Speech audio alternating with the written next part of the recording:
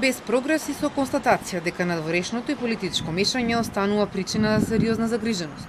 Овие, но и други забелешки во извештајот на Европската комисија реално сликуваат состојбата во правосудството, оценуваат невладините.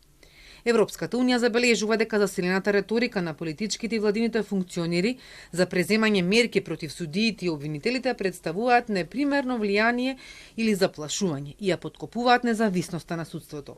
Ова следува по изјавите на премиерот за робусни акции против судии и обвинители.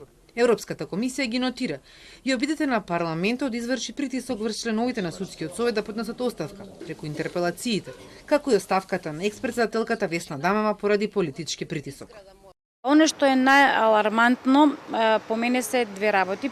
Пред се тоа е секако политичкиот притисок кој што трае 2024 па и 2025 година од страна на политичката власт, тоа е од извршната и законодавната власт, не само преку интерпелациите кои што беа актуелни во тој период, да кажам, почетокот на 2025-та, она што загрижува е финансиската зависност, би кажала. Ние немаме човечки капацитети, немаме суди, немаме јавни обвинители, немаме финансиска согласност за нова генерација на кандидати за Академија за суди и јавни обвинители.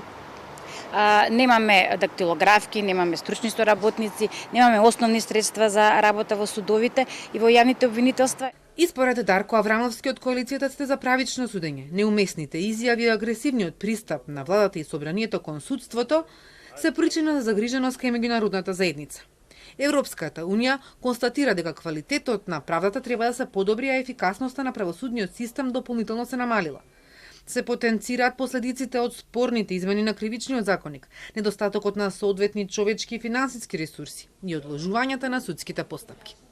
Забелешките може да ги видите дека се пресликуваат веќе неколку извештаи наназад и се однесуваат токму на тоа дека имаме практично стагнација или уназадување во поглед на ефикасноста на судовите, бројот на нарешени предмети, особено кога станува збор за високата корупција, каде може да се забележи дека има определен напредок, односно се иницираат одредени истраги, се отвараат случаи, се поднесуваат обвиненија, меѓутоа тоа не можеме да го видиме како востановена пракса, туку повеќе делува како исклучок од правилото, што дополнително ја влошува и довербата во обвинителството и во судството. Аврамовски го истакнува слабиот перформанс во имплементација на стратегиите од правосудството, а Кадрич пак констатира дека кај судскиот совет годинава имало пасивност и затишје во делот на имплементација на препораките на оценската мисија.